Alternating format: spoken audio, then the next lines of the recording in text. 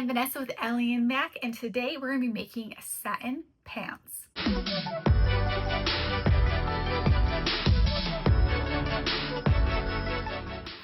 don't know what it is, but I keep picking the most difficult fabrics to work with, and today's no exception. So I was looking in the store and I happened to come upon these beautiful satin pants in the women's daywear, and I thought those would be so much fun to make. So I'm going to take the Feel Pretty pattern and we're going to elevate that, adding in some patch pockets as well as some slits along the side of the pants. And I'm also going to be lowering down the waistband. So we're going to have so many fun little details on these gorgeous satin pants. Let's get to the cutting table. I decided these pants absolutely needed pockets. So I first started by outlining my cell phone, because what's the point of having a pocket if my phone does not fit in it? Now I want to make sure that I actually get the rise of the pants as well as the hip line in here. And so I'm just going to be tracing that onto my piece of paper, and then I'm going to transfer this to a different piece of paper with my seam allowance. I decided to do patch pockets, so I'm actually going to need 4 cutouts of this pattern for the pocket. And I have this cut on fold. Now I'm doing mirror images just so I can keep everything straight, and then I'm also cutting a triangle where the hip is so I can remember what side is out. The reason why I picked patch pockets instead of inset is because I don't want the outline of my seams to be visible on the outside of my pants, so I decided to top stitch it on instead. Now here at my pants, I'm actually cutting the higher waistline, but I'm going to actually lower the waistband to a 1-inch elastic, and I'll show that to you here in a minute. But I also wanted to actually widen the legs and take away the taper, and so I'm actually angling out 1 inch at the bottom, and I'm cutting straight down. I also want to add a slit on the side, so I am doing it extra long so I can make sure that I have the slit where I want it, as well as a really nice deep hemline. I'm taking a lot of inspiration from Y2K. I want to use lots of details to show that these satin pants are not pajamas, but they are actually meant for the day. So that's why I'm doing all these little details from the pockets to the nice wide hemline. So you know me, I love a comfortable elastic, and here I'm going to do exactly that. I have this really nice 1-inch elastic that I'm going to use. So now I need to make a casing that's going to fit that. I cut it at 3 inches because I wanted to be able to fold it over as well as have room for some details and for the seam allowance. Now I have my pockets over at my sewing machine, and I'm going to be sewing on all 3 sides with right sides together. And I'm going to be skipping the side that has the triangle because that's the side that's going to be facing out. I'm going to show you how to flip this out, and I'm going to show you the fun detail that we're going to be adding onto these pockets. But right now I'm using a 3/8 seam allowance as I go all the way around. So clip the corners so you can be able to fold this out. This is what's going to be on the outside of your pants, and you're going to be top stitching this on. So make sure that you really get into those corners and make sure that they're nice and pointed. Now we're going to be doing something a little fun to make this into more of a slit so you can actually get your hand into it. And we're going to be adding some buttons a little bit later. Let me show you how this is going to look. So we're sewing a rectangle and we're folding down the edge so we can actually get our hands into these pockets. It'll add such a fun detail, and then we'll be adding a button to close it down. Right here I have my seam gauge, and I'm measuring to make sure both sides are even when I fold them down. As you can see, I still have the outside unfinished, but I do need to finish on the edge that's folded down. So I'll be taking this back to my sewing machine after I fold it back inside out, and I'll be stopping at that seam. I use the ironing board to create that seam, and sewing with satin, I'm telling you, the ironing board is your best friend here. So I'm going to backstitch, and then I'm going to turn it inside out and show you what that looks like. And make sure you clip your edges on this one as well. That's another very important point, but look how gorgeous that is. So now it's time to attach my pocket onto my pants. And if you guessed I was basting here, you are correct, because basting prevents tears.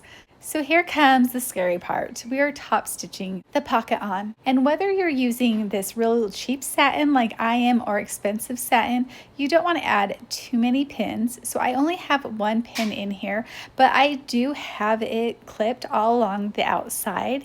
And you're just going to go right up along the edge. And do you see the holes for my pin right there? Oh man, it is really hard to not want to pin this a ton, but you have to resist and try to make sure you hold it as straight as possible. Once you get your pockets top stitched on, now it's time to serge all the edges of your pants. This fabric, it frays so easy, and so you want to hurry up and get this done before you start doing anything else, and it makes it a lot easier when you're sewing them together with the seam allowance.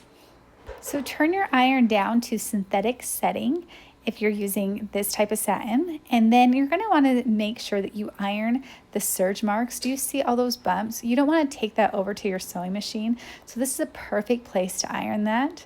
So I'm going to be sewing the front and back pant leg together. So I'm going to be sewing the right pant leg and then the left pant leg, and then I'm going to be joining them in at the bowl.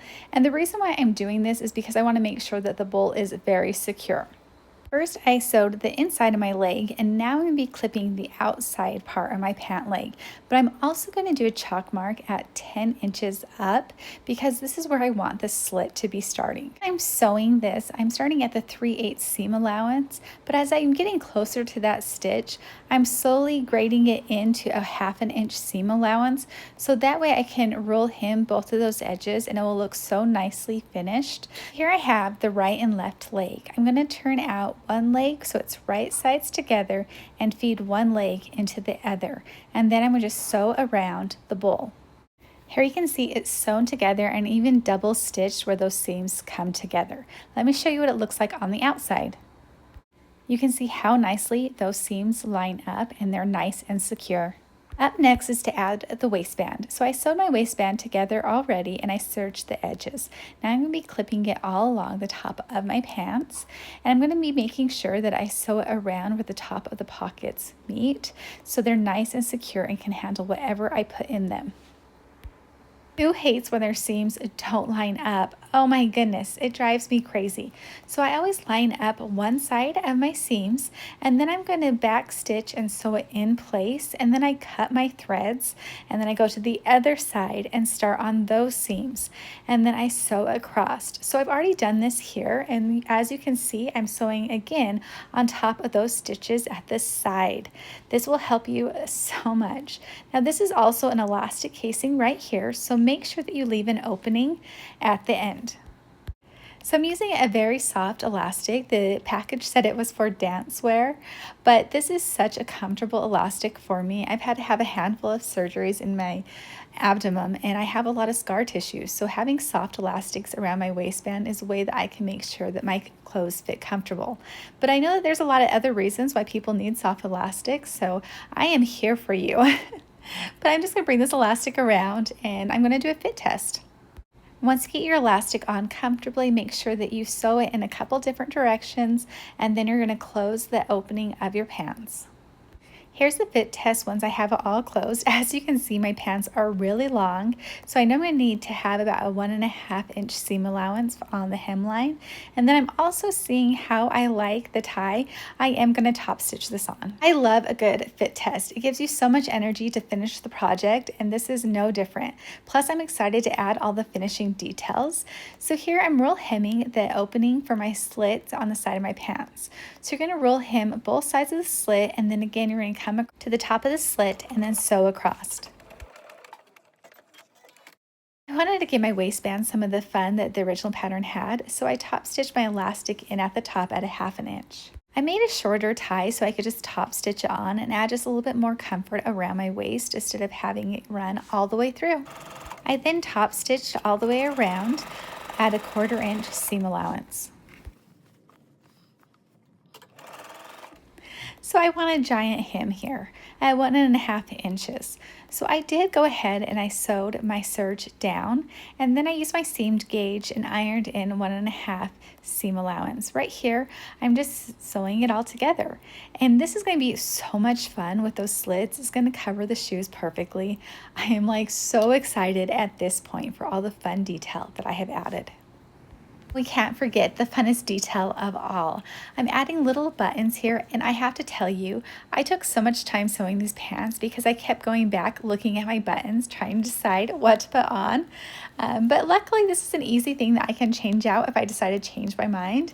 But think that this is so cute, and I love to have a little medal on my pants. And again, it helps show that these are not pajama pants, that these are some nice satin pants for the day.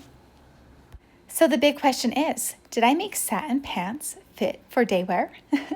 I love this trend. I think it's so nice to be comfortable on these hot summer days. And I hope that I added enough detail to these where they don't look out of place. I have to say though, I am in love with these pockets. I also really love the side slits on the side of these pants. They look so cute over my wedge shoes that I'm just really in love with these. Unfortunately, when my husband saw them, he said, "Wow, those are some shiny pants." But you know what? I can live with that because, oh my goodness, these do feel like pajamas, but I do think they look nice.